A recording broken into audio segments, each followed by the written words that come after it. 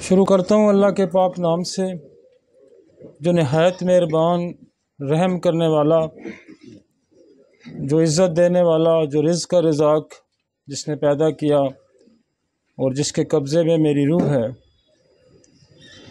आज हमारे पास जो टॉपिक है,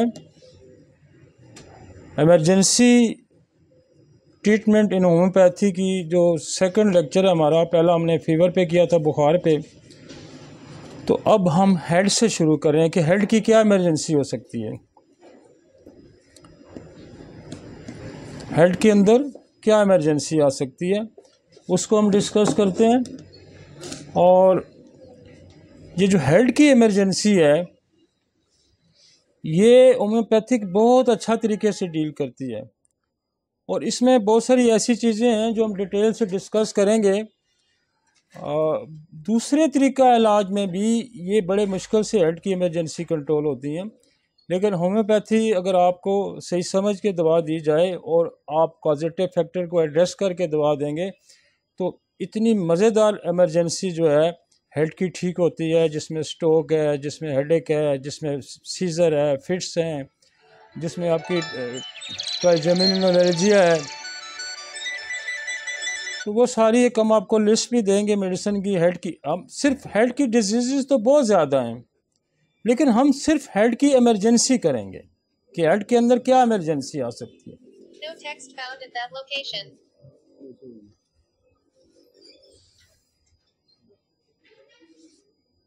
तो हम सिर्फ हेड की इमरजेंसी करेंगे।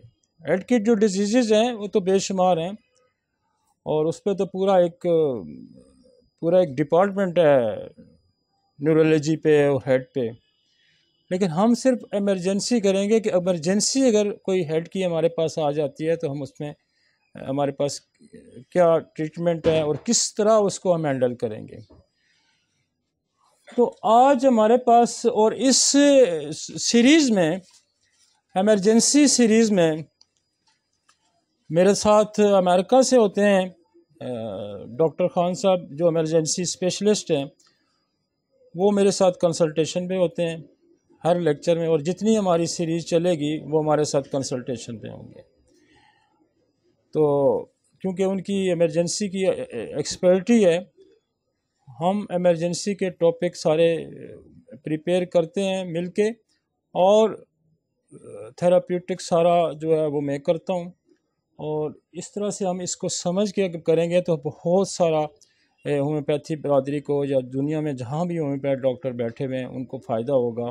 क्योंकि बाज़ दफ़ा हम जो इमरजेंसी आती है, फ़र्ज़ करें पेशेंट बेहोश हुआ होता है, उसको फलज गिर रहा होता है, या इस तरह की पेन हो रहा होता है, तो फिर फ़ौरन ये कहा जाता है कि जिसको किसी बड़े हॉस्पिटल में ले जाए। इवन हमारे जो दूसरे तरीका इलाज के लोग भी हैं, वो भी क्लिनिकली उसको हैंडल नहीं कर पाते। लेकिन अगर आप सही तरीके से इसको समझ जाएं और समझते हो, तो फिर आप इमरजेंसी, और ये इमरजेंसी इतनी लंबी ट्रीट नहीं होती, ये मिनटों सेकंडों में प्रॉब्लम सॉल्व हो जाते हैं।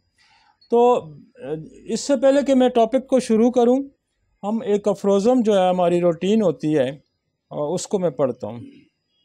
नहीं जी,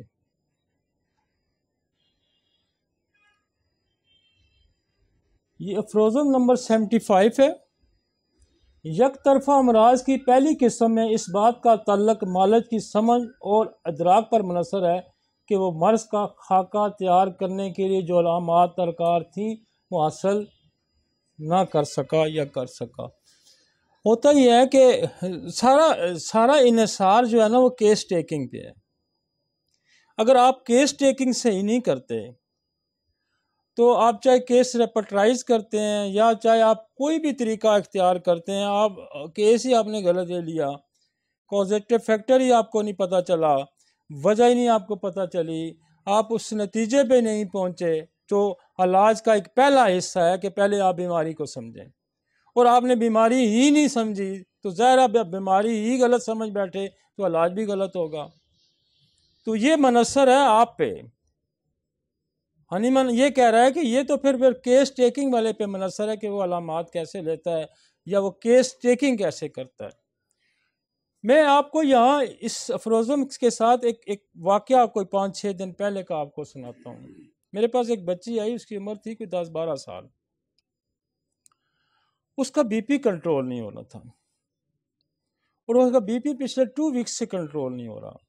मेरे पास कोई 5 दिन पहले आई है और वो दुनिया पाकिस्तान पिंडी के जितने भी हमारे कार्डियोलॉजी है, दूसरे हॉस्पिटल हैं, वो दिन में 3-3 4-4 दफ़ा भी इमरजेंसी में जाती रही है बच्ची, और उसका बीपी कंट्रोल नहीं हो रहा था। और अल्टीमेटली उसको यही कहा जाए कि अल्टीमेटली जो हमारे पास ट्रीटमेंट था वो दे दी गया, फिर भी बच्ची का बीपी जो है वो 180, नीचे वाला 120, और बच्ची है कोई 10। और मेरे पास जो केस आया तो मैंने कहा ये जो इसका बीपी शुरू होने से पहले इसका कोई और भी इलाज हुआ या इसको कोई और भी बीमारी थी? तो उन्होंने कहा जी इसको सांस की बीमारी थी। सांस की बीमारी थी नहीं, एक्यूट कोई ब्रोंकाइटिस हो गया या नज़ला हो गया। तो उसके लिए हम डॉक्टर के पास गए तो उन्होंने मेडिसिन दिया। मैं मेडिसिन के नाम नहीं गिनवाना चाहता। तो मेडिसिन दी, एक ने दी, कोई नहीं फ़र्क पड़ा, दूसरे ने दी, तीसरे ने दी, और 3-4 दिन में ये हुआ कि वो प्रॉब्लम हमारा सॉल्व नहीं हुआ, लेकिन बच्ची का ब्लड प्रेशर रेज होना शुरू हो गया, सर दर्द शुरू हुआ और ब्लड प्रेशर रेज होना शुरू। तो हम अभी भी कार्डियोलॉजी से होके आ रहे हैं। तो मैंने अपने स्टाफ को कहा कि इसको नक्स की एक डोज दे दें, सीएम की। और जब हमारे पास वो बच्ची आई, चूँकि ऑलरेडी ज़ुबान के नीचे गोली रख के आई हुई थी और उसका बीपी उस वक्त भी 100 और 140 था, तो हमने कोई 10 मिनट बाद दोबारा जब चेक किया तो 130 और 85 था 10 मिनट बाद। और मैंने उनको साथ प्लेसबो बना के और कुछ मेडिसिन ये भी दे दी कि खुदा ना खास्ता अगर दोबारा होता है तो मैंने नक्सवामिका 30 की कुछ डोजेस दे दी कि इसको दोबारा दे दें। दूसरे दिन उनकी कॉल आई कि अब सारा दिन ब्लड प्रेशर 80 और 120 है। तीसरे दिन कॉल आई कि ब्लड प्रेशर जो है अब और थोड़ा रिड्यूस हो गया कि बच्ची 10-12 साल की, 10-12 साल के बच्चों का नीचे वाला 60-65 जितना ही रहता है और ऊपर वाला 101। फिर उन्होंने तीसरे उन्होंने कहा जी 110 और 80 रह रहा है। और परसों दोबारा कॉल थी उनकी शाम को कि जो ब्लड प्रेशर है वो 100 और 60 रह रहा है, नीचे वाला 60 और ऊपर 100। कल बच्ची दोबारा मेरे पास आई है और बिल्कुल हंस रही थी, खुश थी, उसको कोई प्रॉब्लम नहीं था। तो this is the case taking. आप केस टेकिंग कितनी क्विकली लेते हैं, आप कॉजेटिव फैक्टर को एड्रेस करते हैं या नहीं करते? तो जब तक आप कॉजेटिव फैक्टर को एड्रेस नहीं करते, आप अगर मैं भी उसको ब्लड प्रेशर की दवाई दे देता तो केस क्या, एक के डॉक्टर के पास गया, उसने ब्लड प्रेशर की दवाई, दूसरे के पास गया तो देते देते, लेकिन ब्लड कॉजेटिव फैक्टर था कि कोई मेडिसिन ऐसी ट्रिगर कर गई है बॉडी के अंदर जिसने ब्लड प्रेशर रेज कर दिया और हमने जस्ट उसको एंटीडोट किया। और ये सारा दिन हमारा ये काम चलता है कि जो दूसरे तरीका इलाज से लोग आते हैं उनको सारा दिन हम यही करते रहते हैं और इससे भी आपके बेशुमार मरीज सेटल हो जाते हैं। और कई दफ़ा ऐसा होता है कि मुझे मरीज़ आके कहते हैं डॉक्टर साहब जो आपने यहाँ डोज खिलवाई थी ना वो अगर खिलवा दें तो मेरी तबीयत बड़ी बेहतर हो जाएगी। तो आप ये देखें कि इमरजेंसी में क्विकली डिसाइड करें कि पेशेंट आया कहाँ से आपके पास, क्योंकि इमरजेंसी में ये नहीं आपके पास टाइम होता कि आप लंबी स्टोरी 2-3-4 घंटे वाली करनी शुरू कर दें। आपने मिनट के अंदर, 2 मिनट के अंदर डिसाइड करना होता है कि ऐसे केसेस जो होते हैं, स्पेशली हेड के केसेस या हार्ट के केसेस, ये जानलेवा होते हैं, इससे बंदा जा भी सकता है और चला भी जाता है तो इसलिए ये फरोज़म उसने कहा है कि ज़रा समझ के। और मैंने एक छोटी सी एग्जांपल आपको दी है कि ये संभल के अगर आप एक्यूरेटली स्ट्राइक करेंगे, और एक्यूरेट स्ट्राइक कब होगी? जब आपको पता होगा। जब आपको पता नहीं होगा तो एक्यूरेट स्ट्राइक हो ही नहीं सकती। फिर आप मिस करेंगे, फिर अगली मिस करेंगे, और एक दफ़ा डी ट्रैक जब पेशेंट हो जाता है तो उसको ट्रैक पे लाना बड़ा मुश्किल हो जाता है। तो कोशिश ये करें कि कॉजेटिव फैक्टर को ज़रूर एड्रेस करें। अगर कॉजेटिव फैक्टर आपसे एड्रेस नहीं होता तो देन यू पैथोलॉजी या सिम्टोमेटोलॉजी आप उसको एड्रेस कर सकते हैं। और ये बात जहन में रखें कि अफ्रोज़म जो है हमारा ऑर्गेनन का पहला अफ्रोज़म ये है कि मैंने कहा कि मुआलज का काम क्या है कि मरीज़ को किसी न किसी तरीके से शफा देना। लिहाजा कुछ लोग बड़े रिजिड हो जाते हैं कि मैंने तो सिर्फ जी मेंटल सिम्टम पे ही ट्रीट करना है, मैंने तो सिर्फ पैथोलॉजिकली ट्रीटमेंट करना है, मैंने तो सिर्फ कॉन्स्टिट्यूशनली ट्रीटमेंट करना है, मैंने जनाब सिर्फ रेपर्टरी को एड्रेस करना है, मैंने जनाब कोई जो है वो आपका बोरक के मेथड पे जाना है, मैंने बोगर के मेथड पे जाना है, मैंने कैंट के मेथड पे जाना है। देखिए मेरी बात सुने, जो मेथड आपको क्लिक करता है उस सिचुएशन के मुताबिक, जिस सिचुएशन में हम तो ये सारे मेथड में घूमते हैं, हम कॉजेटिव फैक्टर को मैं ज़्यादा प्रायोरिटी देता हूँ, लेकिन कॉन्स्टिट्यूशनल भी देखते हैं, हम एजमेटिकली पेशेंट को भी देखते हैं, हम कुछ ना भी समझ आ रहा तो हम सिम्टोमेटोलॉजिकली भी देखते हैं। तो ये रिजिड नहीं होना आपने। जहाँ क्विक अप्रोच आपको मिलती है, जहाँ क्विक अप्रोच आपको मिलती है आपने उसको एड्रेस करना है। बाज़ दफ़ा आपको किसी मेडिसिन की बड़ी ग्राफिक पिक्चर आपको होती है, बड़ी दुरुस्त पिक्चर आपके पास होती है, और वही पिक्चर एक्यूट केसेस में आ जाती है, आप फ़ौरन उसको स्ट्राइक करें, आप फ़ौरन उसको स्ट्राइक करें और पेशेंट सेटल हो जाता है। तो इस अफ्रोज़म को बड़ा ज़रूरी था समझना। आगे चलते हैं जी, आज का टॉपिक क्या है। हमारे पास जो लिस्ट ऑफ न्यूरोलॉजिक इमरजेंसी है, जो हेड की इमरजेंसी है, उसके हमारे पास जो लिस्ट है आज की वो है acute ischaemic stroke, acute haemorrhagic stroke, acute seizure and state epileptic. Seizure मतलब फिट्स पड़ना, झटके लगना, या जैसे मिर्गी का दौरा होता है, या सीजर जैसे भी झटका लगता है हम उसको एड्रेस करेंगे। मिग्रेन है एंड स्टेटस ऑफ मिग्रेनस। मिग्रेन जो है वो सर दर्द की को ही कहते हैं, इसकी भी डिटेल हम चेक करेंगे। Delirium and acute confusion state है कि बंदे को कुछ समझ नहीं आ रही मेरे साथ क्या हो रहा है, कभी उठेगा, कभी बैठेगा, कभी गिरेगा, अनकॉन्शियस नहीं होगा। ये भी हमारा आज का टॉपिक है, क्योंकि आपके पास कोई इस तरह का भी मरीज आ जाएगा। फिर हमारे पास एक और टॉपिक है आज, ट्राइजेमिनल न्यूरोलॉजिया। ये फेशियल हमारी जो ट्राइजेमिनल नर्व है ये एक्सपोज हो जाती है और इसका दर्द होता है, इसको भी हम डिस्कस करेंगे। मेनिंजाइटिस है आपका, जो मेनिंजाइटिस जो एक ब्रेन की कैफियत है जिसमें मेनिंजिस की इन्फ्लेमेशन हो जाती है। इनकेफेलाइटिस है, ब्रेन की इन्फ्लेमेशन है, हम इसको एड्रेस करेंगे। ब्रेन एब्सिस को एड्रेस करेंगे।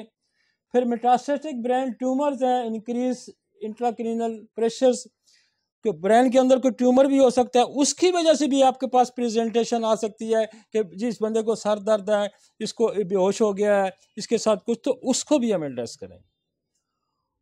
और उसके बाद आपका इंट्राक्रेनियल हाइपरटेंशन है। ठीक हो गया जी। कोशिश मैं करूंगा कि इस टॉपिक को मैं डिटेल अगर पढ़ाऊं तो हमारा स्ट्रोक का जो टॉपिक है वो पूरा लेक्चर खा जाता है, लेकिन हम इसको इमरजेंसी पॉइंट ऑफ व्यू से डील करेंगे।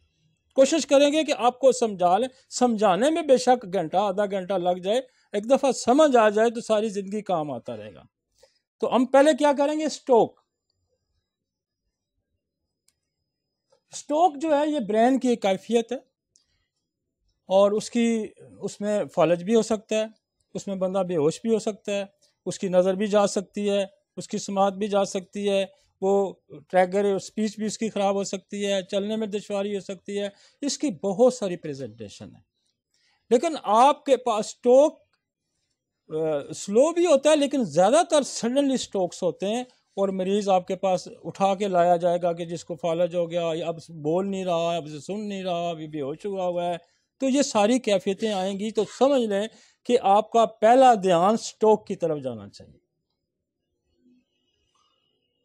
Acute ischemic stroke results from the occlusion of the major cerebral vessels by thrombosis or embolism। जो ब्रेन के अंदर आर्टरी है उसके अंदर कहीं रुकावट आ गई है। जब रुकावट आ गई है तो ब्लड सर्कुलेशन आगे रुक गई है। अब ये रुकावट क्लॉट की वजह से भी आ सकती है। ये जो रुकावट है ये कोई बुलबुला भी एयर का बन सकता है। ये इनोरिज्म होता है कि आर्टरी फैल जाए तो वो फट जाए तो उसकी वजह से हेमरेज हो सकता है। ये रुकावट हेमरेज की वजह से भी हो सकता है। अब पहली पिक्चर वो दिखा रहा है, जरा पहली पिक्चर दिखाएं। ये पहली पिक्चर है, आप यहां देखें, इसको थोड़ा सा बड़ा करें, बड़ा हो सकती है, नहीं नीचे वाली को। अब ये देखें कि ये जहां से इसने तीर उठाया है, यहां से ये देखें, ये बाकी जो आर्टरी है में सारी में ब्लड जा रहा है, और ये जहां से इसने एरो बनाया है यहां देखें क्लॉट हो गया है, और आगे सप्लाई बंद होगी। आगे जब सप्लाई बंद होगी तो ये जितना ऐसा जो भी एरिया हमारा नर्वस सिस्टम जिस एरिया को कंट्रोल करता है, कोई हाथ नहीं हिला सकता, बोल नहीं सकता, तो वो एरिया काम करना छोड़ देगा, क्योंकि ये एरिया जो है अब काम करना अगला छोड़ गया। नीचे करें जरा, इसको थोड़ा नीचे करें। ये देखें इसकी ये देखें क्लॉट बना हुआ है, ये क्लॉट बना हुआ है, ये ऑब्स्ट्रक्शन होगी। अब जहां आर्टरी के अंदर ऑब्स्ट्रक्शन होगी तो क्या होगा कि आगे सप्लाई बंद होगी, ब्रेन के अंदर आगे सप्लाई बंद होगी। अब ब्रेन के अंदर आगे सप्लाई बंद होगी तो क्या होगा कि ब्रेन की डेथ होनी शुरू हो जाएगी, आगे फंक्शन नहीं होना शुरू, फंक्शन बंद हो गया। मसलन यहाँ पीछे नलका आ रहा है, तो जो आपके घर की तरफ नलका हो अगर ब्लॉक हो गया तो आपको पानी नहीं मिलेगा। जब आप पानी नहीं मिलेगा तो ये जिंदगी डिस्टर्ब हो जाएगी, यही बात है ना।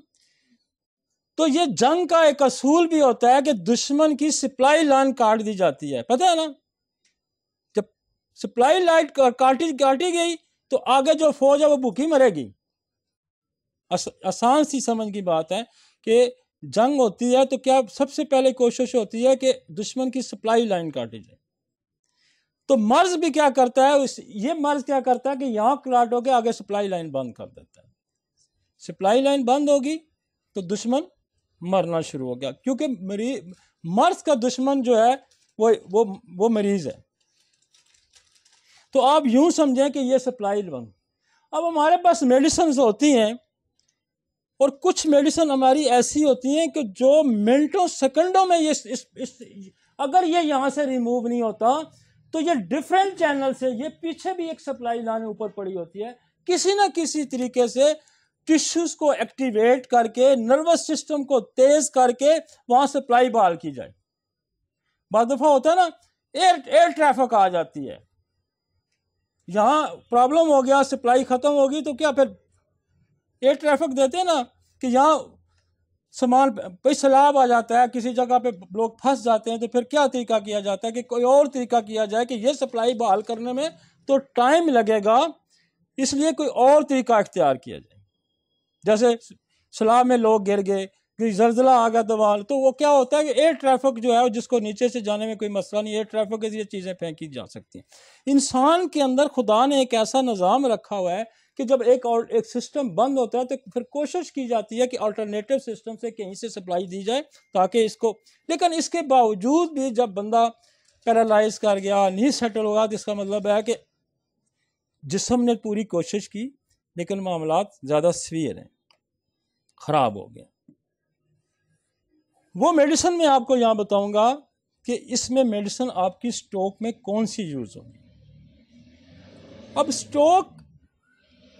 जब स्ट्रोक होता है तो कंपाउंड इंजरी भी हो जाती है। मसलन आपका मसल भी वीक हो गया, आपकी न्यूरोलॉजिकल इंजरी भी हो गई, मतलब नर्व भी इन्वॉल्व हो गया। तो कोशिश ये करनी चाहिए कि सिस्टम को बहाल करने के लिए इमरजेंसी स्ट्राइक की जाए, इमरजेंसी स्ट्राइक की जाए, जो कि ब्रेन को हर तरह से और वर्टेलिटी को भी हर तरह से ताकत दी जाए। मैकेनिज्म यह कहता है कि क्लॉट जब तक रिमूव नहीं होगा उस वक्त तक आपका अगला पोर्शन लाइव नहीं हो सकता। This is the mechanism. तो क्लॉट को फौरी जो आप उससे एक तो उस फियर को ख़त्म करने के लिए आप एक्ोनाइट की एक डोज दे सकते हैं। वो फियर जो बंदे पर पैनिक का हुआ है, और बाद दफ़ा एक्ोनाइट भी इसको डिज़ोल्व कर देती है, इसको बॉडी के अंदर विटेलिटी को इतना एनहांस कर देती है कि वो क्लॉट डिज़ोल्व हो सकता है। सेकेंडली आप आर्निका का स्ट्राइक कर सकते हैं। आर्निका को अगर आप पढ़ें तो बेशुमार जो ब्लड की जो आर्टरीज वेंस की जो कंजेशंस है उसको फौरी रोकता है। और जिस तरह आपकी एक और दवाई है बेलाडोना, भी फौरन कंजेशन को खत्म करता है। बेलाडोना भी फौरन कंजेशन को खत्म करता है। और हमने ये देखा है कि हम फौरी तौर पर, कि मैं तो जहां एमरेज हो जाता है या क्लॉट हो जाता है तो हम फौरी क्या करते हैं, एक तो फौरी हम हर 5 मिनट बाद 10 मिनट बाद मेडिसिन अप्लाई करना शुरू करते थे। पहले ऑरोमेट दे दी, फिर आर्निका दे दी, फिर ओपियम दे दी। ओपियम का काम होता है कि वहां से इसको आगे धकेलना, ताकि यहां से आर्निका का काम होगा इसको डिसॉल्व करना। आर्निका क्या करेगा, इसको डिसॉल्व करेगा। ओपियम क्या करेगा, जो डिसॉल्व हिस्सा उसको वहां से मूव कराएगा। चलो भाई चलो, देखो ना ट्रैफिक वाला फौरन पहुंच जाता है, ट्रैफिक बहाल होती है, यूं निकलो यूं निकलो। तो उसका ये काम है कि आपको फौरन वहां बहाली करना, बस पुश करना, धकेलना। यहां जलसीम में भी बहुत अच्छा काम करती है। जलसीम का ये फीचर है कि all the senses of the body, चाहे वो मोटर सिस्टम के हैं, चाहे वो जो सेंसरी सिस्टम के हैं, उन सारों में एक पावर जनरेट कर देता है। जैसे कोई क्राइसिस आया तो सारे घर के बंदे उठ के उस क्राइसिस को सॉल्व करने लग पड़े। तो बॉडी के तमाम फंक्शंस जलसीमियम जो है वो एक्टिवेट कर देता है। इवन जलसीमियम के अंदर यह भी लिखा हुआ है कि आपकी जो ब्लड सर्कुलेशन स्लो होगी उसको तेज कर देगी। इसलिए आपको पता है जलसीमियम का मरीज क्या होता है, ड्रोजी सा होता है, उठना नहीं चाहता, लेट जाता है। उसकी वजह के सारी सिस्टम जो है ना वो स्लो हो जाते हैं। और मैं आपको बताऊं कि ये जो मैं आपको इमरजेंसी बता रहा हूं ये मिनटों में हल होती हैं।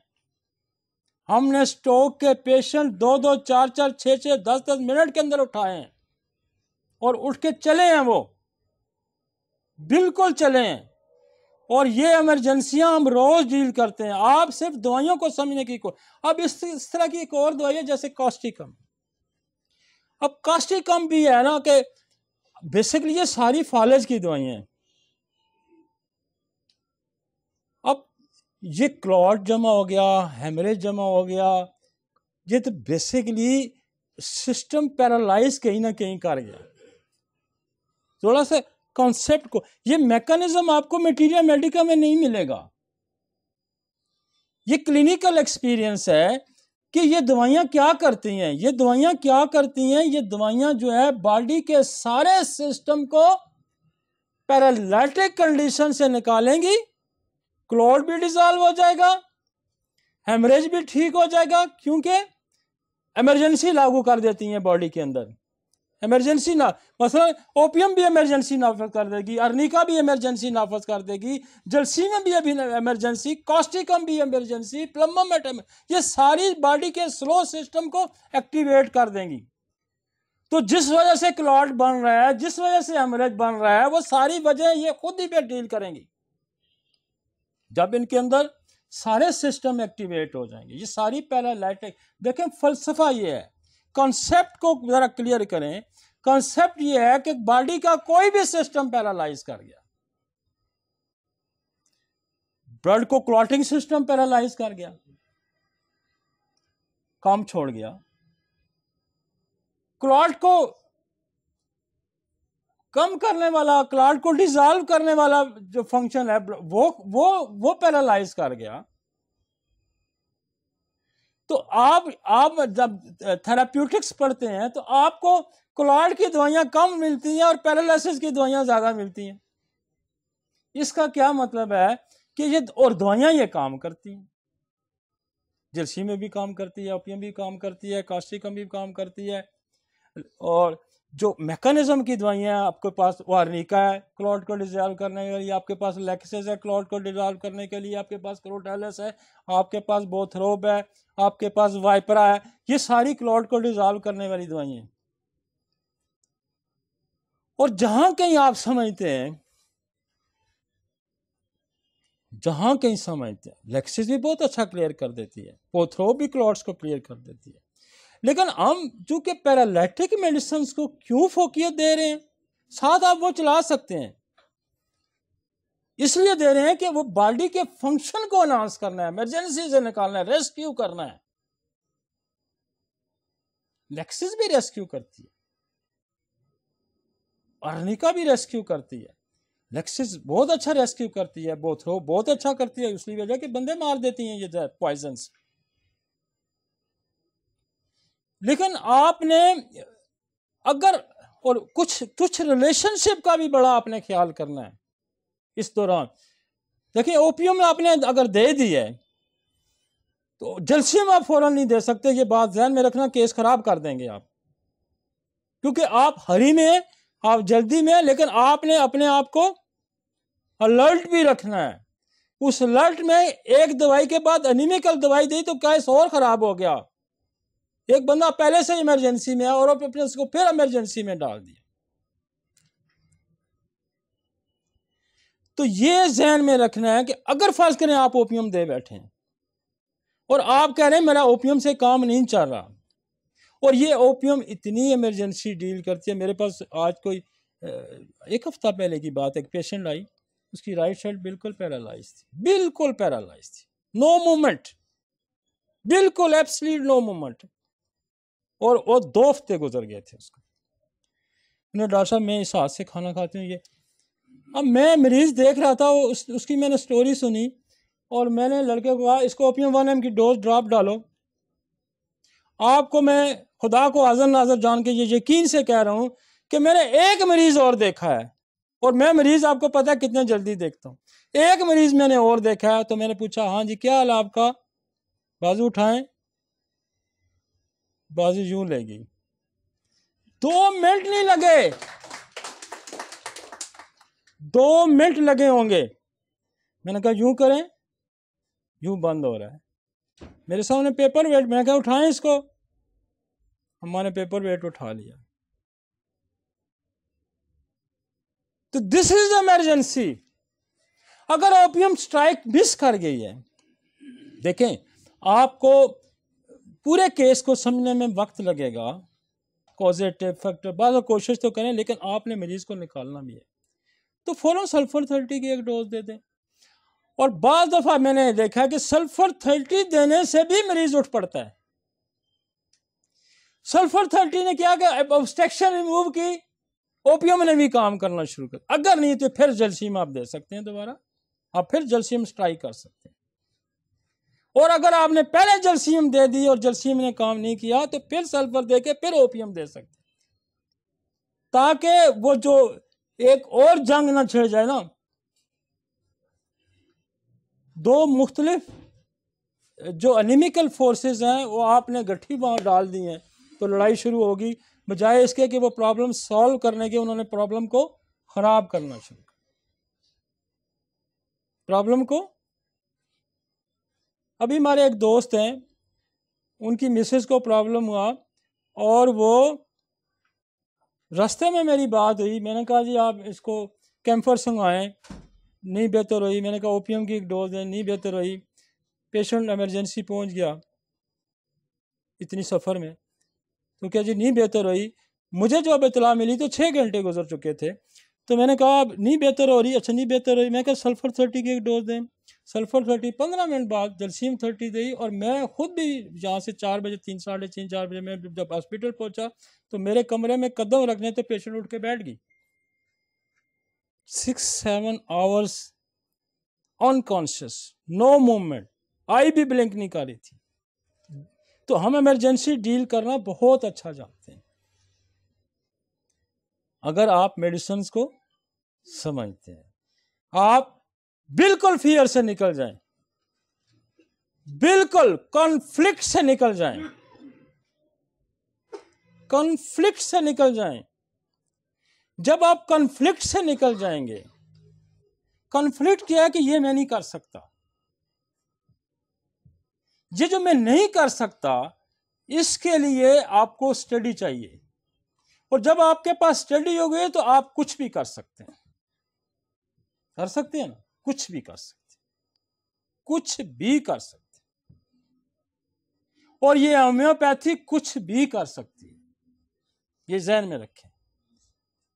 योर बिलीव स्ट्रांग होना चाहिए।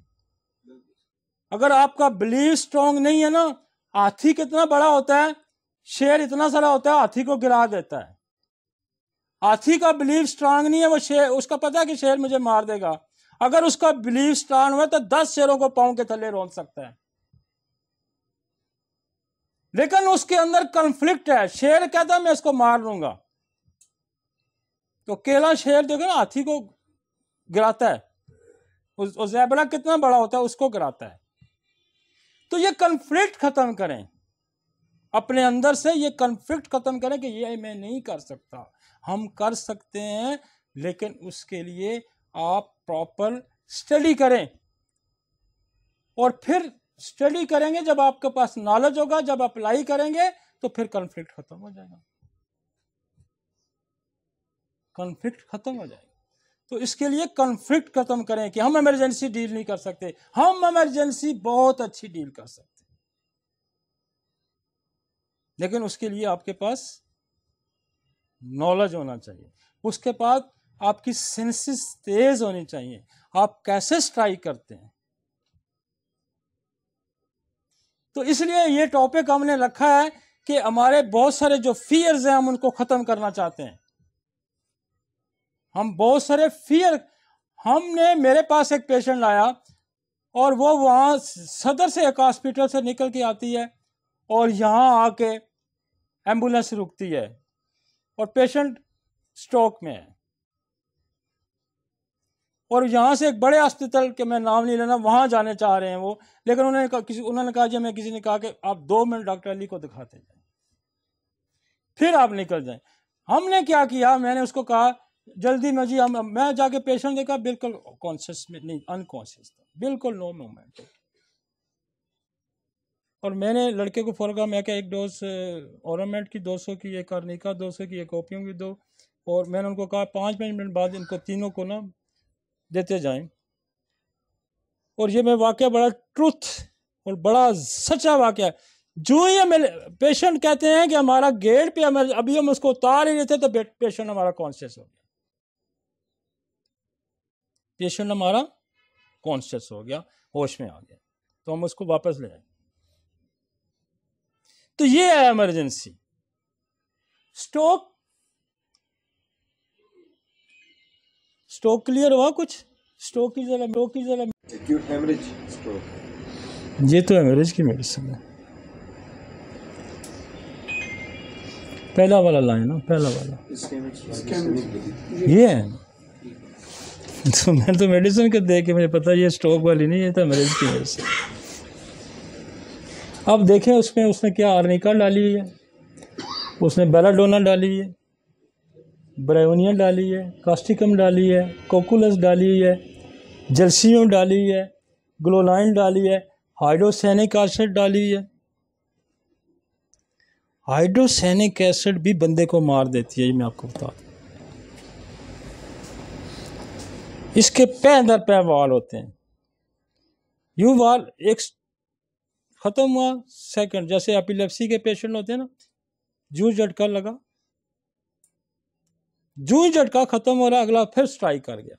यूं वेव्स की तरह झटके लगते हैं, यूं 50-50 100 फिट्स पड़ता है। हाइड्रोसैनिक भी रेस्क्यू रेमेडी है भाई, बड़ी रेस्क्यू करती है। हमने बड़े बच्चे स्ट्रोक उसके रोके हैं, उसके जो फिट्स के उससे। इसमें देखें बेल का भी काम होता है, और बेल भी क्लॉट को डिसॉल्व करती है। और मैं आपको बताऊं कि बेल की जो पिक्चर है, इसको आप जहां भी उठा के लगाएंगे ये लगेगी। हम जो आते हैं ना हमारे पास पेशेंट, उसके ब्रेन ट्यूमर के, जिनको सीवियर हेडेक होता है, उसमें भी हम बेल यूज करते हैं। बेल की एक खासियत याद रखें कि जहां ब्लड कंजेशन आ जाएगी ना, ये यूं दर्द जाता है इसका, यूं उठता है, मतलब अचानक आता है, अचानक गायब हो जाता है, अचानक आता है, अचानक गायब हो जाता है। पेशेंट आपके पास स्ट्रोक का प्रेजेंटेशन वो लेके आया है कि साथ दर्द भी है और साथ झटका भी लग रहा है, अचानक सा लगता है फिर गायब, अचानक लगता है फिर गायब हो जाता है, तो कभी बेल फेल नहीं होगी। आप छोड़ दें सारी इसकी जो मैं आपको पैथोफिजियोलॉजी सारी बता रहा हूँ कि इसमें क्लॉट है, आपने फौरी आपके अगर आपके पास अपीरेंटली द पिक्चर जो है उसकी बेलाडोना की ले आया तो बेलाडोना आपको स्ट्रोक से मरीज को निकाल देगा। लेकिन इसका दौरा आता है यूं, इसका सर दर्द भी दौरेदार होता है। वो कहता है अचानक चीख उठती है, जैसे हम फिट्स में यूज करते हैं, बच्चा अचानक चीख मारता है फिर चुप हो जाता है, फिर चीख मारेगा, आप बेलाडोना देंगे फौरन ठीक हो जाएगा। तो belladonna suddenly appear and suddenly disappear, suddenly appear suddenly disappear, जहां कहीं दर्द आएगा सडनली अपीयर सडनली डिसअपीयर, जहां कहीं अलामात आएंगी सडनली अपीयर सडनली डिसअपीयर, तो दैट इज द बेलाडोना। और इसकी पैथोफिजियोलॉजी है कि ये कंजेशन पैदा करता है, ये कंजेशन पैदा करता है। तो बेलाडोना को आप इस हद तक अगर समझ लेते हैं, एक अलामत अगर आप याद रखते हैं, एक यार में इतनी स्ट्रोक का मरीज आप डील कर रहे हैं, इतना तो है कि एक याद रखें, सडनली अपीयर सडन, आप बेलाडोना को हर जगह आप एंजॉय करेंगे, ये आपको एंजॉय कराएगी। एंजॉय कैसे कि मरीज ठीक हुआ तो आप एंजॉय करेंगे ना, यार क्या हुआ अभी अभी बस हो गया। एकोनाइट फियर खौफ के साथ आता है और एक्यूट कंडीशन में आता है। और आर्निका को अगर डिकम्पोज कर देता है ब्लड को, ब्लड की जो कंपोजिशन है नॉर्मल उसको डिकम्पोज कर देता है आर्निका। उसकी आप पैथोफिजियोलॉजी समझेंगे तो आपको बड़ा ही मजा आएगा।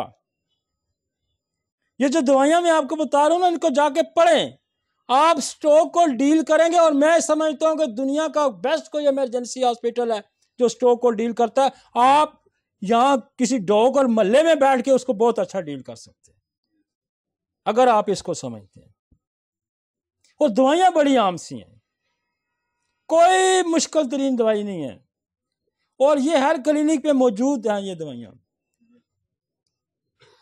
हर क्लिनिक पे मौजूद हैं। ये दवाइयां क्लोनाइन अगर मरीज सनस्ट्रोक के साथ आया है, सनस्ट्रोक के साथ आपका ये साथ आया हुआ बंदा क्या जी धूप में फिर रहा था, डॉक्टर साहब बस ये आया घर, ठंडा पानी पिया, कुछ किया तो इसके साथ ये हो गया। तो ग्लोनाइन ये बेलाडोना से भी एग्रेसिव है। यहां एक और दवाई बड़ा अच्छा काम करती है, हेलीबोरस, और उससे भी मैंने बड़े स्ट्रोक के मेनिंजाइटिस के केसेस हमने ठीक किए। मेरे पास एक पेशेंट था और वो आया गर्मी में, गया कहीं इधर कश्मीर की तरफ, धूप लगी उसको, पिंडी का रहने वाला था, तो क्या था हम सफ़र करते रहे, तो वापस आया, पूरा 1 महीना वो यूं करता था, यूं करता था, पूरा महीना वो मुख्तलिफ अस्पतालों के चक्कर काटता था, पूरा 1 महीना वो सही बैठ ही नहीं सकता था। डॉक्टरों को कुछ समझ नहीं लग रही थी कि क्या हो रहा है। मेरे पास आया, वो मेरे जानने वाले थे, वो लेके आए उसको, और हमने उसको पहले दी, नक्स दी, बेल दी, ग्लोनाइन दी। मैंने उसको उधर रख लिया। ऐसे मरीजों को मैं तो लटा लेता हूँ क्लिनिक पे, मैं कहता रखो जी इसको, घंटा 2 घंटे रखते हैं इमरजेंसी में। जब मैंने उसको एलिबोरस दी तो मैंने कहा क्या हाल है, कहाँ हो? कहता है आपके क्लिनिक में हूँ। मैं क्या, अब पहले वो नहीं बता सक रहा था कि मैं कहाँ हूँ। मुझे 2 हफ्ते लगे और वो फिर क्रिकेट रनिंग तो सारा कुछ कर रहा था। तो एलिबोरस भी आपको माइंड में रखनी चाहिए। जब कहीं पेशेंट्स इन्फ्लेमेशन ब्रेन के अंदर हो जाती है, ये मेनिंजाइटिस की भी बड़ी दवाई है। और ये सनस्ट्रोक से मरीज आपके पास आया हो तो आपको बेलाडोना है, आपके पास ग्लोनाइन है, बड़ी दवाई है, आपके पास एलिबोरस है, आपके पास नेट्रम कार्ब है। आप इंटरकरंट करें सोल से, आपका पेशेंट नहीं समझ रहा, स्ट्राइक करें, आपका पेशेंट नहीं समझ रहा, एक डोज सोल 200 की दे दें, एक डोज जो सन रेज से बनी होती है, सन स्ट्रोक वाले मरीज को एकदम समझ जाएगा, एकदम समझ जाएगा।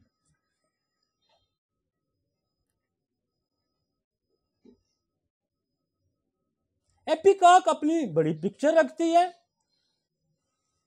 अपनी बड़ी पिक्चर रखती है। नौजिया इसका बड़ा एलिमेंट है, नौजिया, और इसका ब्लड पे भी बड़ा रिलेशन है। ये ब्लीडिंग हेमरेज को बड़ा अच्छा रोकती है एपिकॉक, याद रखें। एपिकॉक, हम ये जो औरतों के प्रोफ्यूज मेंसेस आते हैं, ब्लीडिंग हो रही होती है, हम एपिकॉक सीएम की एक डोज देते हैं, थोड़ी देर में रुक जाते हैं। तो एपिकॉक हेमरेज की भी बड़ी दवाई है, और अपनी एक डिफरेंशिएट पिक्चर रखती है, अपनी एक डिफरेंट पिक्चर रखती है। इसको नौजिया होगा, और पेशेंट अगर थोड़ा सा भी कांशो कहें जिसको मतली आती है, अब कईयां करता है, मतली आती है तो एपिकॉक फिट हो जाती है। थोड़ा थोड़ा डिफरेंशिएट, थोड़ा थोड़ा थोड़ा थोड़ा थोड़ा थोड़ा। और याद रखें कि लेक्सिस पॉइजन है, बंदे को मारने वाली दवा है। और जहां कहीं ब्लड के अंदर हम देखें, हम इतनी जो हेमरेजेस हैं, वैसे पाइल्स है होती है, वो भी हेमरेज होता है ना, ब्लीडिंग पाइल्स होती है, लेक्सिस कभी नहीं रहती, औरतों के ब्लीडिंग में कभी नहीं रहती, ब्रेन हेमरेज में कभी नहीं रहती। ये सोर्स ही बंद कर देती है ब्लीडिंग का। इतनी बड़ी दवाई है, जहां से ब्लीड हो रहा है ना, वहां सोर्स ही बंद कर देती है, क्लोट को डिसॉल्व करती है। ये करती ब्लड को डिकम्पोज है। जितने आपके स्नेक पॉइजन है ना, सारे ब्लड को डिकम्पोज कर देते हैं, कोई क्लॉट कर देते हैं, कोई डाइल्यूट कर देते हैं। डाइल्यूट भी हो गया तभी आपका मरीज, ब्रेन के अंदर अगर डाइल्यूट होगा तो हेमरेज हो गया। आप इमरजेंसी से निकालते हैं जब मरीज को, बोथ्रोप डाइल्यूट करता है क्लॉट को, वाइपरा डाइल्यूट करता है क्लॉट को। तो फिर जब आप पेशेंट को इमरजेंसी, अब बहुत सारे पेशेंट ये ब्लड प्रेशर के होते हैं, ये ध्यान में रखें, हाइपरटेंशन के मरीज होते हैं। आपने रेस्क्यू कर लिया, उसको निकाल दिया, तो फिर आप उसका प्रॉपर दूसरा ट्रीटमेंट करें, ब्लड प्रेशर को नॉर्मलाइज करें। डायबिटिक पेशेंट की जो आर्टरीज होती है ना, वो वीक हो जाती हैं, अक्सर ये इनके हेमरेज आंखों के अंदर आ जाते हैं और आईसाइट चली जाती है। जहां हम कैलेंडोला का इस्तेमाल करते हैं, आर्निका करते हैं, साथ हम कास्टिकम, प्लमोमेट, ओपियम साथ शुरू करा देते हैं कि स्ट्रेंथ आए उनके अंदर। और ये बड़ा क्लिनिकल एक्सपीरियंस है हमारा कि जो डायबिटिक पेशेंट के अंदर हेमरेजेस होते हैं, उनको कास्टिकम, प्लमोमेट, जैल्सीमियम, ओपियम क्यों काम करती है? वेसल्स को वो मजबूत कर देती हैं। जो वेसल मजबूत हुई, उसके अंदर स्ट्रेंथ आई, उसने ब्लीडिंग रोक दी। अब समझ आई ये पैरालिटिक मेडिसिन क्यों यहां काम करती हैं कि आर्टरीज, वेन्स, मसल्स, नर्व्स जब वीक हो जाएंगे तो वो क्या करेगा? वहां पर क्लॉट भी हो सकता है, वहां ऊजिंग भी हो सकती है, वहां हेमरेज भी हो सकता है। लिहाजा एक फिलोसफी ये ध्यान में रखें कि उस सिस्टम के, उस ऑर्गन्स को स्ट्रेंथन साथ साथ करना। ब्लड प्रेशर को प्रेशर डाल डाल के, ब्लड प्रेशर डाल डाल के उसने आर्टरी वीक कर दी। देखो ना, यहां ब्लड प्रेशर आ रहा है, प्रेशर आ रहा है, तो क्या गुब्बारे की तरह फूल की, जैसे एनोरिज्म हो जाता है, फूल गई ना आर्टरी। अगर फूली भी नहीं तो उसकी जो वॉल्स हैं वो वीक हो जाती हैं। तो उन वॉल्स को कितनी इमरजेंसी में, ये मिनटों सेकंडों में ये दवाइयां मजबूत कर देती हैं। जैसे मैंने ओपियम का वाकया सुनाया, मैंने आपको जलसीम का वाकया सुनाया, कॉस्टिकम। मेरे पास एक शराबी आ गया और रात को कोई 1-1:30 बजे आ गए वो, और शफा से वो हो गया, शफा से वो उसकी जबान बंद होगी। और चिल्लाए भी साथ उसकी में से, वो जी आप बोल नहीं रहा है, लिख लिख के मुझे, और इतना टेंस हुआ एग्रेशन। तो मैंने दवाइयाँ दी, मैंने नक्स दी, जल्शियम दी, कॉस्टिकम दी, सिंगल ऑर्गन पैरालिसिस की दवाई थी, नहीं फ़र्क पड़ा। मैंने रेपल्ट्री खोली तो मैंने टोंग पैरालिसिस में देखा तो ओपियम लिखी हुई थी। आप यकीन माने मैंने ओपियम उसको दी, 3-4 मिनट नहीं लगे हो गए, मुझे कहता डॉक्टर साहब मैं तो ठीक हो गया हूँ। तो शराबियों अल्कोहल की वजह से जो बंद हो जाती थी उसमें एक दवाई लिखी हुई थी ओपियम। तो बाकी मैंने जल्शियम दे दी उसको, क्योंकि जल्शियम मुझे मेरे हाथ में बड़ा अच्छा एक्यूट उसमें काम करती।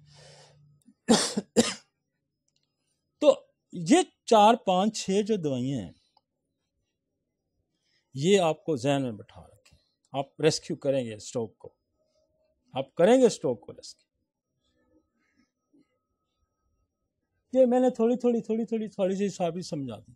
ब्रेटाकार्प में भी डायलेशन पाई जाती है, आर्टरी वीक हो जाती है। जहां ऑर्गन के अंदर कमजोरी आ गई या ट्रॉफी आ गई, कमजोर हो गया उसमें, और स्पेशली ये जो ब्रेटाकार्प है ना, ये जो आपका वाइट मैटर है ब्रेन के अंदर, गूदा, सफेद गूदा और ग्रे, दो गूदे से ब्रेन बनता है, एक वाइट मैटर और एक ग्रे से। इसको ये पावर देता है। मैंने हजारों सीरियल पाल्सी के पेशेंट हमने ब्रेटाकार्प से ठीक किए। ये उसको स्ट्रेंथ करता है। ये ब्रेटाकार्प यहां लिखी इसलिए गई है। तो ये जो दवाइयां ना, ये इतनी लंबी चौड़ी देखें आप, अगर स्ट्रोक को डील कर सकते हैं, वो अल्लाह के बंदे, एक बंदा MBBS करता है, फिर 4, 5, 6 साल के बाद इमरजेंसी जाके स्पेशल बनता है, 12, 13 साल लगाता है वो, फिर स्ट्रोक को वो डील करता है। तो आप 4, 10 दवाइयां अगर समझ लें 1 घंटे के अंदर, 10 मिनट के अंदर, तो आप इमरजेंसी अगर डील करते हैं। इससे बड़ी साइंस कौन सी हो सकती है?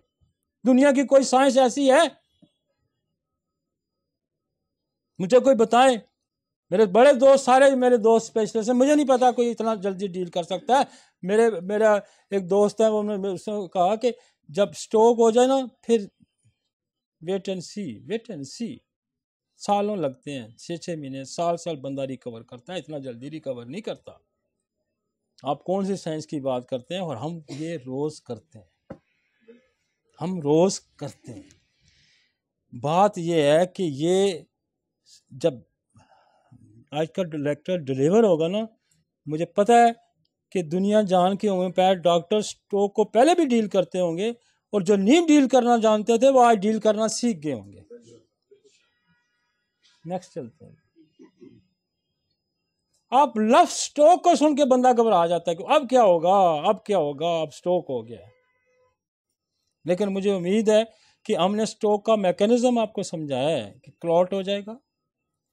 इसको कहते हैं इस्कीमिक का मतलब है कि अगला हिस्सा डेड हो जाना। इसको कहते हैं इस्कीमिक स्ट्रोक, कि अगला हिस्सा उसने डेड कर। अब हम हेमरेजिक स्ट्रोक की तरफ जाएंगे। The spontaneously intracerebral hemorrhage commonly associated with the uncontrolled hypertension. Subarachnoid hemorrhage usually due to aneurysm of the cerebral vessels or arteriovenous malformation. आप जरा एक पिक्चर में वो दोबारा दिखाएं जरा, एनोरिज्म वाली जो पिक्चर थी।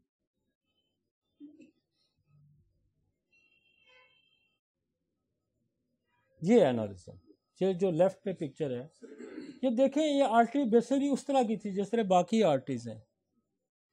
ये बाकी आर्टरी, ये आर्टरी देखें ना, गुब्बारे की तरह फूल गई है प्रेशर पट के, चाहे वो ब्लड प्रेशर की वजह से, दवाइयाँ खा के, या कुछ डायबिटिक होने की वजह से ये वीक हो गया, वीक होके ये फूलना शुरू हो गई। अब क्या होगा, इसने किसी वक्त फट जाना है, इसने किसी जगह भी फट जाना है। क्या होगा? ब्लीड होगा तो क्या होगा? स्ट्रोक हो जाएगा। अगर आपका सीटी आपके पास आ जाता है और पेशेंट का एनोरिज्म है, हम एनोरिज्म को इधर भी ठीक कर सकते हैं, हम एनोरिज्म को यहां भी ठीक कर सकते हैं। हम एनोरिज्म की आपको दवाई भी बताएंगे, यहाँ स्पाइजेलिया भी बड़ी अच्छी इसकी दवाई है। तो क्यों ना हम एनोरिज्म को यहाँ ठीक हो ना, ब्रश कर होने से पहले हम इसको पेशेंट को बचा सकते हैं। लेकिन ये उस वक्त की बात है कि कोई पेशेंट आपके पास आता है और उसका स्कैन, वो अक्सर कंप्लेन, पता है ये क्या करेगा, सर जी मेरे सर में दर्द होता है, क्योंकि फूला हुआ ना तो प्रेशर करेगा तो सर में दर्द होगा, तो अक्सर कंप्लेन कर। तो जब सीटी स्कैन करते हैं तो एनोरिज्म निकल आता है। तो ये इसने तो वो क्या करते हैं, वो मैकेनिज्म प्रोसेस एक वो करते हैं कि यहाँ से डाई लेके आएंगे और ये जो है ना, ये वाला ये हिस्सा ना, इसके अंदर कोई चीज़ भर देते हैं, कोई केमिकल्स, और इसको वो डेड कर देते हैं जो फूला हुआ है। अब वो सारा मैकेनिज्म इतना मुझे पता है थोड़ा बहुत, लेकिन वो जो सर्जन है जो वो सही बता सकता है। लेकिन इतना पता है कि यहाँ से इसको कोई डेड कर देते हैं और ये लाइन जो है ना वो क्लियर हो जाती है। लेकिन आपकी जो मेडिसिन आप देंगे तो ये श्रिंक हो जाएगा, उसके अंदर जब स्ट्रेंथ आएगी, जब उसके पावर आएगी तो ये श्रिंक कर जाएगा, ये श्रिंक कर जाएगा, आर्टरी स्ट्रांग हो जाएगी, फ्लो ठीक हो जाएगा। आगे मतलब हेमरेज आर्टरी के वीक होने की वजह से भी हो सकता है, वहाँ एनेरिज्म बना हो इस वजह से हो सकता है, बहुत ज़्यादा हाइपरटेंशन होती है, ब्लड प्रेशर रहता है उस वजह से हो सकता है। तो वो कुछ कॉजेज इसने नीचे दे दिए हैं। ब्लड की जो सर्कुलेशन वो ठीक नहीं है, आर्टरी वीक है, ये सारी देखे ना उसने यही कुछ लिखा हुआ है। प्रेजेंटेशन सडनली स्फीयर हेडेक आएगा, मैं पहले ही बता, हेडेक आएगा, लॉस ऑफ कॉन्शियसनेस आ जाएगा 50% अबाउट पेशेंट में, vomiting, confusion, unconscious patient with the cerebral haemorrhage, limbs और ट्रोक्लल एक्टेक्सिया हो जाएगा, खिंचाव आ जाएगा। ट्रीटमेंट में जो है वो बोलता ही गया हूँ, मैंने स्ट्रोक में भी हेमरेजेस का जिक्र किया कि कैसे हो जाता है। तो एकोनाइट है, नाकार्डियम है, बोथ्रोब है, ब्रायोनिया है, कल्केरिया कास्टिकम है, जर्सीम ग्लोनाइन एपिकासलेक्सिस। आगे चलते हैं। आर्निका बड़ी आम दवाई है जहाँ ब्लीडिंग होती है, और कॉजेटिव फैक्टर को आप एड्रेस करें, कॉजेटिव फैक्टर को आप एड्रेस करें। और देखें यहाँ जर्सीम कास्टिकम यहाँ भी पड़ी हुई है, जो मैंने कहा ना उसको फौरन स्ट्रेंथन करती है। और बाद दफ़ा ये यहाँ जो हेमरेज जो होता है इसको वहाँ से रिमूव कराती हैं, अर्निका रिमूव करेगी, जो ब्लीडिंग जहाँ अर्निका कैलेंडोला इसको रिमूव करती है। लेकिन ये स्ट्रोक आपने कहा ओ जी पहले स्ट्रोक हुआ था 6 महीने पहले, साल पहले, ओ जी दोबारा स्ट्रोक हो गया, सुनते हैं ना, उसकी वजह है कि वो रीजन नहीं खत्म हुई, वो रीजन उधर ही थी, वो वजह उधर ही थी। वजह खत्म करनी है आपने, वजह क्या करनी है खत्म है कि आपने स्ट्रेंथन करना है, ब्लड क्लॉटिंग हो रही है उसको डिल्यूट करने की आपके पास मेडिसिन है, उसको डिल्यूट रखना है, आर्टीरियल फंक्शंस को इम्प्रूव कराना है, तो वो सारा कुछ होता है। हम क्या करें, हम इमरजेंसी डील करें, हमने इसको पेशेंट को निकाला, पेशेंट जब निकलेगा तो उसका कॉन्फिडेंस बड़ा आप पे आ जाएगा कि नहीं ये डॉक्टर जो है ना इसने मुझे बचाया। अब डॉक्टर साहब क्या करना है, फिर आपने उसका प्रॉपर ट्रीट। ठीक है जी, आगे चलते हैं। एनोरिज्म, एनोरिज्म की देखे ना, मैंने कहा था ब्राइटा कार्ब क्या करता है, यूं फैला देता है, वीक कर देता है, हाइपोट्रॉफी, फैल जाना, गले नहीं बढ़ जाते, टॉन्सल क्या होता है, व्हाट इज द, यहाँ क्या होता है, टॉन्सल फूल जाते हैं, this is the baryta carb.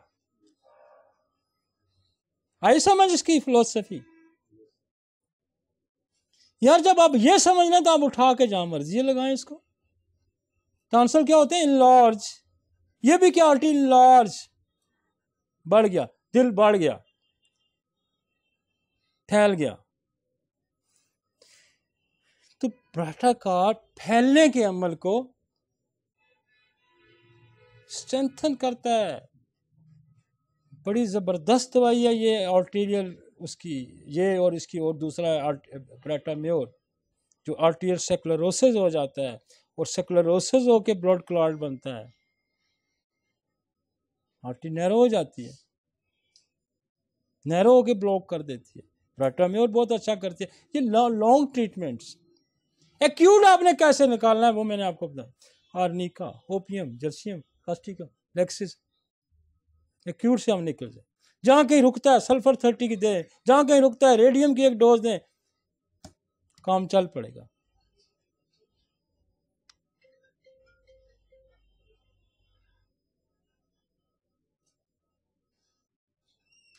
Cactus, cactus जो है ना, कैक्टस जब ब्लॉकेज होगी ना, स्टीनोस होगा, आर्टरी के अंदर ब्लॉक हो जाएगी, तो पेशेंट फील करता है यूं शिकंजा पड़ गया है, ग्रिप पड़ जाती है। तो ये ग्रिप जो है ना, ये इसका खासा है। ये ज़हन में रखें कि ग्रिप, और ये भी जो है ना इनरिज्म को ठीक करता है, और ये एक्यूट हार्ट अटैक को भी बड़ा ठीक करता है। ये स्कीमिया में भी काम आता है। ये कैक्टस बड़ी बला दवा है। इसको आप, इसकी जो नेचर है उसको अगर समझ जाते हैं कि जब स्टीनोस होगा, जब स्टीनोस होगा, सुकड़ेगी, बंद होगा, तो क्या होगा, यूं पकड़ लिया किसी ने, यही है ना, यही है ना, यूं पकड़ लिया। जहां से आर्टरी बंद हुई वहां क्या ऐसा, वहां यही एहसास हो ना कि आर्टरी बंद हो गई, यूं एहसास हो गया, किसी ने यूं बंद कर दिया। तो जहां स्क्वीजिंग का एहसास आ गया, शिकंजे का एहसास आ गया, ग्रिप का एहसास आ गया, वहां कैक्टस। आप, मैं कहता हूं बाकी दवाइयां 2 मिनट लगाएंगी, कैक्टस 30 सेकंड लगाएगा। कैक्टस 30 सेकंड लगाएगा, इतना मजा देती है, इतना बंदा ग्लो हो जाता है, यार किस तरह काम किया इसने। हमारे पास आते हैं ना हार्ट पेशेंट, यूं बंदा यूं यूं पकड़ा गया हार्ट, हम कैक्टस देते हैं, second 30 second, with in a minute में पूछता हूं क्या, रिलीज हो गया, रिलीज हो गया, ग्रिप खत्म हो गया, आर्टरी फ्लो में आ गया। तो हमने क्या करना है, हमने फ्लो बनाना है वहां पे। स्ट्रोक में हमने मल्टी डायमेंशन अप्रोच आप रखते हैं भाई।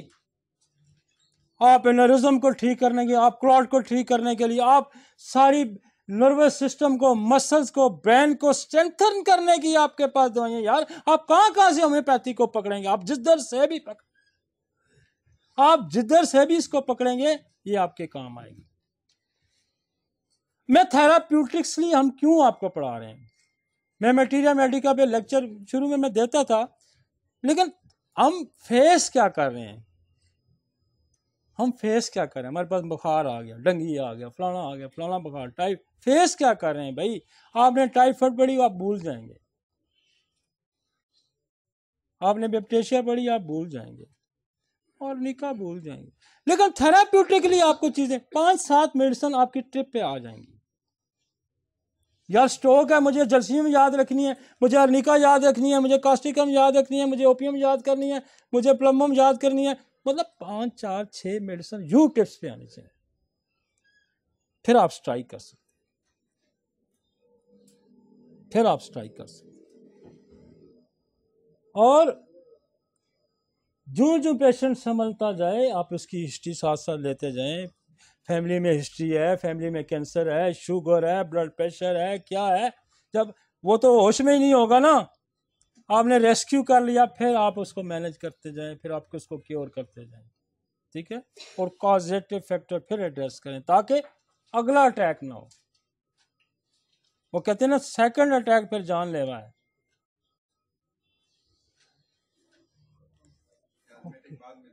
हाँ फिर मियाज़मेटिक दे दें, मियाज़मेटिक दे दें। अगर क्विकली आपको मिलता है, क्विकली मिलती है मियाज़मेटिक हिस्ट्री, तो आप फौरी भी साथ इंटरकरेंट मेडिसिन कर सकते हैं, वो इस सूरत में कि आपको पेशेंट क्लियर नहीं हो रहा।